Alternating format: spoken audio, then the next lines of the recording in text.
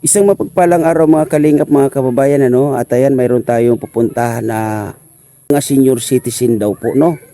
At inilapit din ito sa atin ni Willie Vlogs, no? At dito pa rin tayo napunta sa Kagubatan halos, yan, mga kalingap, mga kababayan. Yan kami nang galing, no? Yan. So mga kalingap, mga kababayan, tara samahan nyo kami at alamin natin ang kwento ng mga senior citizen na to. Let's go. Yan, go tayo. Kasi anong oras na? Yan. Oo. So saan banda yan, Kuya Willie? Dito tayo sa taas. Parang kalsada na yan, di ba? Oo, tagusan lang yan tayo. Ah, okay. So tara, punta natin.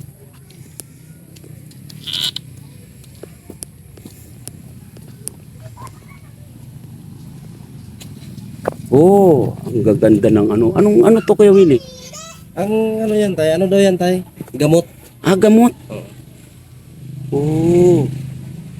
Lalaki ng bunga. Lalaki ng buwa. Pwede yan tayo gawing helmet. Ah, pwede gawing helmet. Oo, ginagawa talaga yan tayo. Ah, ginagawa talaga ng helmet. Ginagawa Ah, yan. okay. So, Opo. tao po. Bahay nila. Ano naman ito? Ang dami kong nakikita na ganito, no? Yan, no? Oh. Karanita yan tayo na lukban. Aranita na lokban. Oh. May hinahanap kasi ako eh.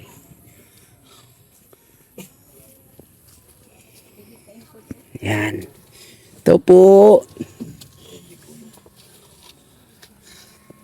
Hello po, tatay. Oh, medyo madilim tayo. Nanay, hello po. Ilaw, abrihanta. Wag na po, nanay. Dito na lang po ako sa kabila, nanay. Ayan. Tatay, anong pangalan ni tatay? Eugenio Eugenio Improso, Impruso. Ilang taon po si tatay? 79. 79. Yan. Si nanay po, anong pangalan? Teresita. Improso. Teresita Impruso. Teresita. Teresita Impruso. Ayun. So ilang taon naman po si nanay? 71. 71. Oh, mga senior na nga.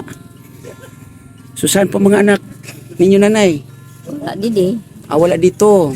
Saan po sila, nanay? Mga harayo ang tigi-istara na. Kanya-kanya na pamilya. Mga malayo na yung tinitirahan, may kanya-kanyang pamilya. Ilan po ang anak, nanay? 5. 5. Oh. Bakit kaya, tatay, nasa malayo yung inyong mga anak? Doon nagsisipaghanap buhay din. At saka yung mga naging asawa taga roon din. So sino po ang kasama ninyo dito, tatay? Wala na kasi may pinalaki kaming 4 na bata. Mm-mm. Yung 3 nag-asawa na. Mm-mm. Yung isa na lang nasa Kalamba naman. Ano yung mga bata na yun po, nanay, tatay, sa ngayon, yung mga malalaki na? Malalaki na nag-asawa, sipag-asawa na nga Nagsipag-asawa yung 3. na. So mga kaano-ano nyo naman po yun? Apo ni Mrs. Apo ni ate, ay ni nanay. So hindi nyo apo? Hindi, kasi nag-asawa kaming dalawa. Nung maging mag-asawa kami, umuwi kami rito. Opo, Kasi nasa Maynila kami. opo. Ngayon, pag-uwi namin, namatay yung manugang nito. Kaya kinuha namin yung 4 na bata. Kami nagpalaki. Kami na. Nang apo ni Lula. Oh. So bakit hindi nyo po apo, Lolo? Apo na rin. Apo na rin. Kasi ay anak niya, ang ama noon, ngayon, anak niya sa unang asawa. Sa unang asawa. Oh. So ibig sabihin, si nanay, ay si Lula, mayroong asawa sa una.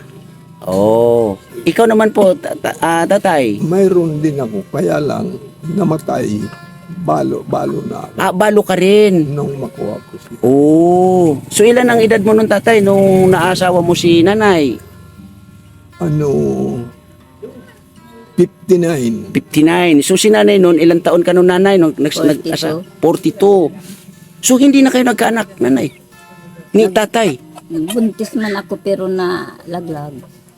Nalaglag. So, ibig sabihin, may anak ka nanay sa una, na asawa, at si tatay naman ay mayroon ding anak na, sa unang asawa. Ilan po yung anak mo, tatay, sa una? 5. 5. Si nanay po, ilan naman ang anak? Naman. 5 rin. Oo. So, nung kayo ay nagsamang mag-asawa na, hindi kayo nakabuo ng anak. Hindi. So, yun nga, nanay, tatay, ito ay gusto lang namin malaman din kung ano yung sitwasyon niya, pamumuhay nyo po dito. Na sa ngayon ay mayroong naglapit dito nga kay Kuya Willie at inilapit din po sa akin, So, siyempre po, kailangan ko rin makunan kayo ng kwento kung ano po ang sitwasyon ng pamumuhay nyo po dito. Sa ngayon, Opo. ay medyo po mahirap kasi sa tubig, bumibili kaming tubig, wala na kaming mautusan. Nagbabayad sa naghahakot ng tubig. Buti naman, tatay, may pambayad. Mayroon din pag dumadating ang pera, kaya tipid kami. So, sino ang nakakasuporta po sa inyo dito sa sitwasyon na ganito ninyo ni nanay? Sino yung nakakasuporta sa mga anak mo o sa mga anak ni nanay? Sino po, tatay? Meron ba? Yung apo nito at saka yung anak ko. Anak ko sa una. So, mga magkano naman po kung natatanda ninyo ang pinapadala sa inyo? Minsan, 1.5. Ano po yan? Weekly? 2 weeks? Monthly? Hindi. Bihira lang pag ako nung tumawag kasi hindi kami marunong sa cellphone. Pag gipit na gipit kami, yun, saka pinatatawagan ko, pinabayaran pa nga namin ang tumatawag kasi hindi naman kami marunong niyang cellphone. So, nung nagsama kayo ni nanay, tatay, kumusta naman ang sitwasyon ng pamumuhay nyo dito? Magmula nung kayo ay nagsama ni nanay. Medyo ayos din, pero hindi katulad nung kami naroon. Kasi tumira kami sa Laguna nung araw. Opo. Nang kami umuwi, ayaw nga ako nang pauwiin ito dito at mahirapan niya dito. Doon na lang niya tayo. Kako dito na buhay ako, gusto ko dito uli. Sabi ko rin sa mga anak ko, kung pwede, habang ako malakas pa, hindi muna ako dyan titigil sa inyo. So, ayaw mong pumisan sa kanila? Opo, kasi may mga asawa yon. Hindi tayo nakakasiguro doon kung baka masasama ang ugali. Problemang malaki. So, sino po ang taga dito sa Dunsol? Ako, Ikaw po. So, si nanay, taga saan po si nanay? Masbate ako. Masbate. Masbate niya. Okay. So, saan naman kayo nagkakilala, nanay ni tatay? Sa trabaho ko, sa lakas pa ako. Saang lugar? Sa Balibago Complex sa Santa Rosa. Santa Rosa, Laguna. Okay. So, kailan kayo na uwi dito, tatay, ng Bicol? Nakasama si nanay. Anong year pa? 2003. Pero nag-asawa kami 1989. Oh. So, matagal na kayo nagsasama, nanay. 1989. So, ilang taon na? 35 years. No? Tama? 35 years. Oh. So, itong bahay na to, nanay, sa inyo naman to, nanay? Guba-gubaan na nga ni. Giba-giba na. Dingding sako. Dingding sako. Oh. Pinakalaman na na kung saan nagsimula kami kaya lulubot na. Oo nga, mga kalingap, mga kababayan.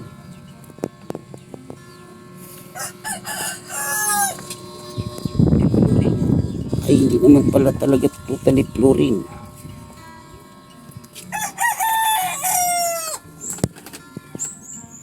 Ito ang kanilang kusina.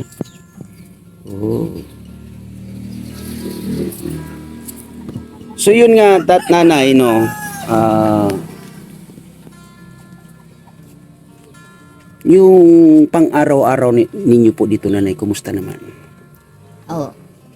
Minsan, naubusan kami ng bigas. Minsan, hindi kami nakabili ng pang-ulam kasi pag linggo, pag nagpapatawag ako sa apo ko, pinapadalhan kami ng 500. Tama-tama lang sa gamot ko. Oh, Nakabili man kami sin kabangang kilong isda. Kaya, tipidon. tipid talaga. So nabanggit nyo, nanay, gamot, Nagainom ako maintenance. ano pong karamdaman ninyo, nanay? Ini ko, hindi ako nakalakad. Pag malayo, din ako nakalakad, nagatungkod na lang. Wala naman kami sinatusan. Hindi, naghihirap ako sa paglalakad na makapunta lang doon. So alam ba ito ng iyong mga anak, ang sitwasyon ninyo dito? Alam, Ano sinasabi nila, nanay? gusto nga kami kunin.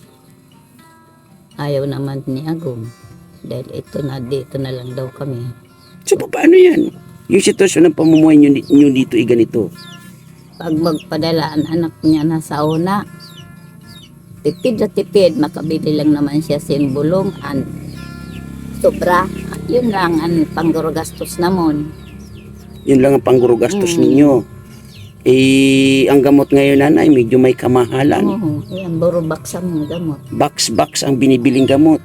Oh. So si tatay, sa sitwasyon nyo dito, tatay, ano yung pakiramdam mo na ganito, na tayo mismo nagkukwento na ang sitwasyon ay kahirapan? Mahirap talaga. Kaya lang, siyempre, pinagtitiisan na lang. Wala tayong magagawa. Pag na kami nawawalan, wala na akong gamot. Mabuti may nagpapautang din sa amin. Pag senior namin, saka nakakabayad kami. Yung senior po, tatay, medyo matagal yata ang Matagal. tanggapan, ano? Matagal. Dinipat 3 buwan na lang. Dati 6. Ginawa ng 3 buwan. Opo. So magkano naman yung sa 3 buwan na yan, magkano naman po natatanggap ninyo?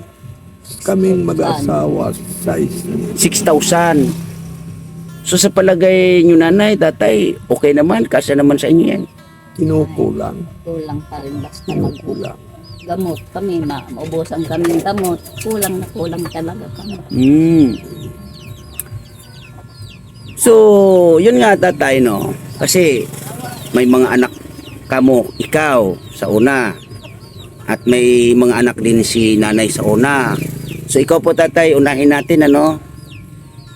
Ano po yung panawagan mo sa iyong mga anak? Ay, pag wala na akong gamot, ngayon, pinatatawagan ko sa bata. Sabi ko, wala na akong gamot. Pag sila may pira, doon sa araw na yun napadadalan. Pero pag wala din, sinasabi naman, antayin mo tatay, mga 2 araw lang. Kung may mauutangan ka dyan, umutang na muna at padadalan kita. Ganun din ang ano. So, yun nga, ano yung panawagan mo sa kanila? Kasi sigurado mapapanood nila ito o makikita nila ito sa YouTube. Ano yung pwede mong pakiusap sa kanila? Ayun nga ang pakiusap ko. Sabi ko, kung kami wala nang ano, yung sa senior namin, ubus na. Wala, pareho kami nagmiminti ng gamot. Okay, ngayon, kung kayo mayroon, pahingin nyo kami. Okay? So, sa'yo naman, nanay, ano yung mga panawagan mo sa, kasi yun nga, may kanya-kanya kayong anak, di ba? Para sa'yo, nanay, ano yung panawagan mo naman sa iyong mga anak?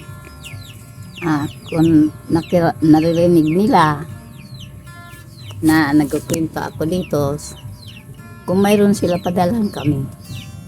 Dahil nagbibida akong gamot. Kung gusto nila ako maawaan. Dahil nag-maintenance ako ng gamot. Gamot, kailangan ng pambili ninyo ng gamot. Oo. Mm. So, sino naman po yung mga anak ninyo, nanay? Baka maisa-isa mo kung pwede. Si Manuel na Alvarez. Sino pa nanay? Yung mga anak mo, banggitin mo yung mga anak Si mo. Iyo Alvarez. Si Danilo Alvarez. Tapos si Dario Alvarez. So, puro lalaki. Dona Alvarez. Ah. Nagsusulo lang. Nag-iisang babae doon na Alvarez. So, pare-pare sila may mga kanya-kanyang pamilya na. So, yun po mga kuya ate, no? Nananawagan yung inyong nanay, no? Yan, natagpuan namin na ganito yung kanilang sitwasyon, no? So, ikaw tatay, siguro naalala mo naman yung mga anak mo tatay. So, pwede kang manawagan sa kanila na makikwento mo yung sitwasyon ninyo dito. Kasi alam namin na mapapanood po nila ito. Banggitin nyo po yung kanilang pangalan, mga anak ninyo. Anak kong panganay, Nestor ang pangalan. Improso. Ang sumunod doon, ang pangalan, Nida. Ang pangatlo, si Nini, Nilson. ay Nilson. Nilson, Pangatlo, pang-apat si Nini. Ang pinakaputo, si Bong. So, Junior Yadcho. so, ilan babae naman ang anak ninyo? Dalawa. Dalawa, tatlong lalaki. Opo. So, yun mga ati at kuya, no? Kita nyo po si tatay ninyo, no, na ang sitwasyon nila ay ganito. Medyo balot sila ng kahirapan kasi sila daw po ay may mga maintenance na. Sana naman po tulungan ninyo po ang inyong mga magulang, no? Kahit sa konti, pakunti-kunti, at makamusta nyo rin po sila. So, yun nga tatay,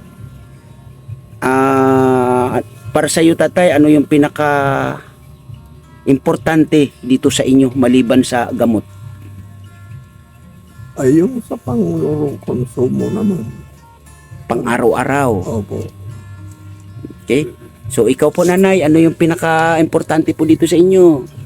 Sa araw-araw na pagkain namin. Lalo na sa umaga, pagkain namin. Sa tanghali, sa gabi. Pag naubusan kami bigas, nakautang ako sa tindahan. Mahirap, masking pang-ulam. Maski pang ulam.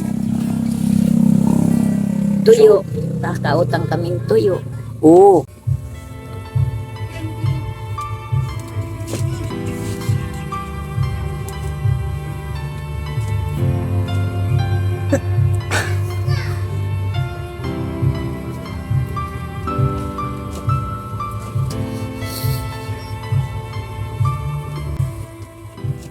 Mahirap kasi ang kalagayan namin dito sa Donsol, sa Gugon.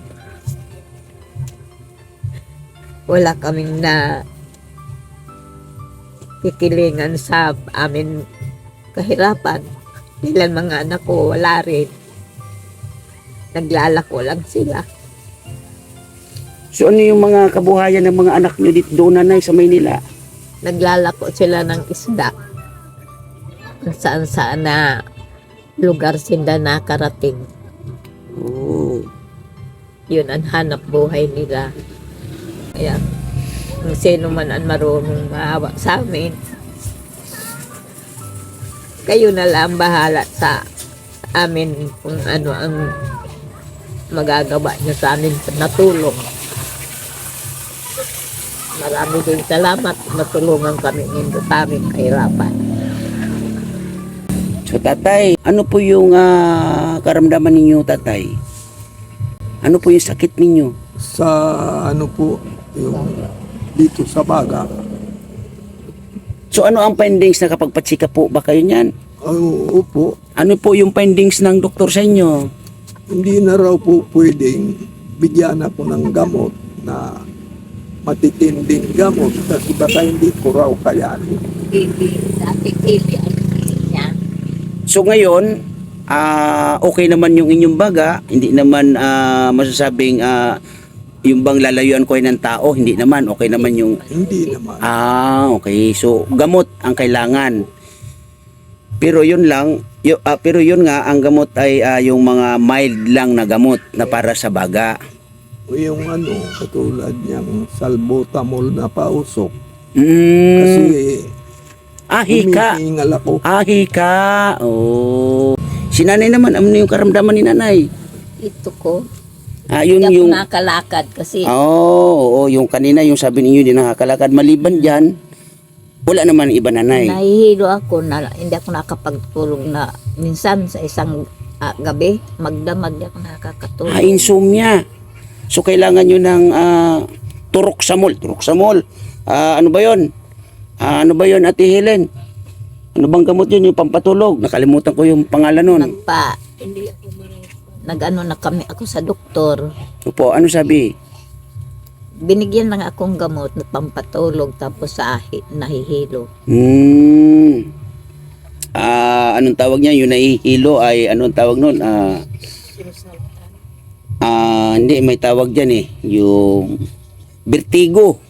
O yun, may vertigo siguro kayo, nanay. Oo. Tapos nagpa-check up naman ako sa doktor pang dalawa. Ang ano ko daw, mataas daw ang blood sugar ko. Tapos halangkaw ang cholesterol ko. Mataas ang kolesterol. Tapos- Kolesterol. Oo. Tapos high blood ako. Tapos ito na nga na. Lalo kang ma-high blood niya, nanay. Kasi, yun nga, kulang kayo sa pang-araw-araw. Di ba nakaka-high blood tatay, no? Yung kulang sa pang-araw-araw, lalo pag wala kang pera, di ba? Mas nakaka-high blood po yun. Yes, lalo mamamroblema. So, yun nga, tatay, nanay, kami ay nasa araw o oras ng scouting, no? At ito, may naglapit nga kay Kuya Willie at nilapit po kayo sa akin. So, kailangan po natin malaman yung kwento ninyo, yung sitwasyon ninyo. Kaya, ito, kung sa mga makakapanood ng kwento ninyo, may magpaabot ng tulong para sa inyo, yun po ang babalik namin dito sa inyo, no? Pero, wag po kayo mag-alala. Kung ako naman po ay meron, basta, kung ano po yung kaya ko na ibigay sa inyo, yun lang po yung may bibigay ko sa inyo, nanay, na. Tatay. Okay. So, yun nga, mga kalingap, mga kababayan, at sa mga anak nila tatay at nanay, sana po mapanood ninyo ang kwento nila, no? At tatay, nanay, maraming salamat sa pagbahagi ng kwento ninyo. Huwag po kayo mag-alala, pag mayroon ako, babalikan po namin kayo, no? Yan.